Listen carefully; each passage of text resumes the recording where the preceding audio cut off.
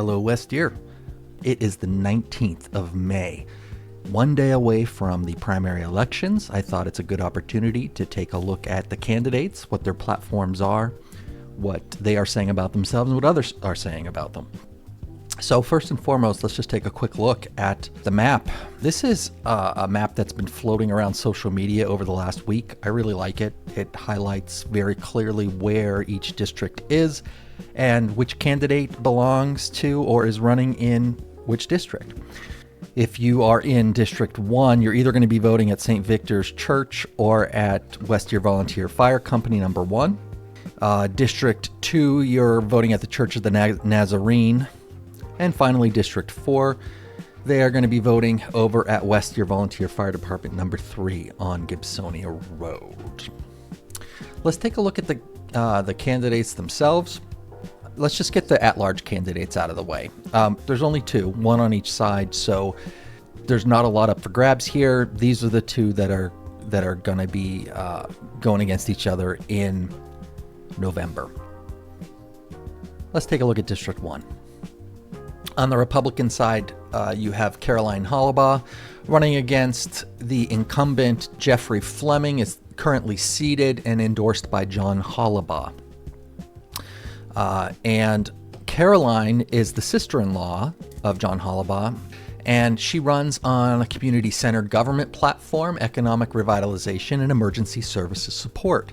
She's currently the vice chair of the Deer Lakes Regional Revitalization Corp, and she wants more interactive public meetings and supports forming citizen subcommittees.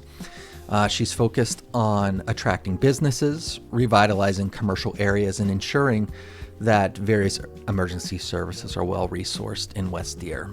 She has an accounting background and is currently endorsed by Wake Up West Deer. Jeffrey Fleming is the currently seated supervisor in District 1. He hasn't put anything out on social media that I was able to find. He attended the first Meet the Candidates event that was recorded, but it was made not available the next day, so we don't have a lot to reference there. And he did not attend the second event at West Deer Volunteer Fire Department number 3. Regardless, he's endorsed by John Hollabaugh, and like I said, he's the currently seated member of the Supervisor Board in District 1. On the Democratic side, we have Nicole Zeeland running against Scott Vlasic. Nicole Zeeland is running on a platform of transparency, responsible zoning, environmental and public health safeguards, and she advocates strongly against residential fracking. She wants all township meetings live streamed and recordings made public. She's calling for zoning ordinance amendments to reverse the recent oil and gas expansions. She emphasizes youth involvement, sustainability, and protecting West Deer's rural character. She has a psychology background and experience in communications and marketing, and she's endorsed by both Crowd, RunForSomething.net, and that's an organization that encourages young folks to get involved with local government, and the Sunrise Movement of Pittsburgh, which is a climate-based organization. Mr. Walazik has a platform of preserving rural quality of life and improving government transparency. His key points were supporting subcommittees and increased youth engagement. He favors development in proper areas with stronger conditions for oil and gas. He's the chair of the Zoning Hearing Board and a longtime resident of West Deer Township. He highlights the need for stronger communication between government and residents. In District 2, we have James Smullen running against William Payne, both Republican candidates, which means whoever wins tomorrow is essentially going to be the seated candidate. Now, this is going to be interesting. Mr. Smullen doesn't have a lot of information out on social media, so there's not a lot I can glean from, other than we saw his endorsement by John Hollabaugh.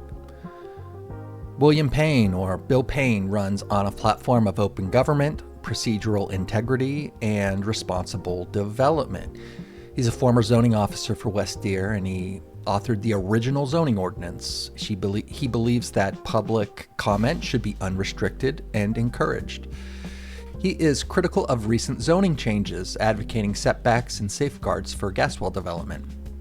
He supports strategic grants and revitalization of blighted areas, and he has the endorsement of Wake Up West Deer. And we're going to jump right to District 4.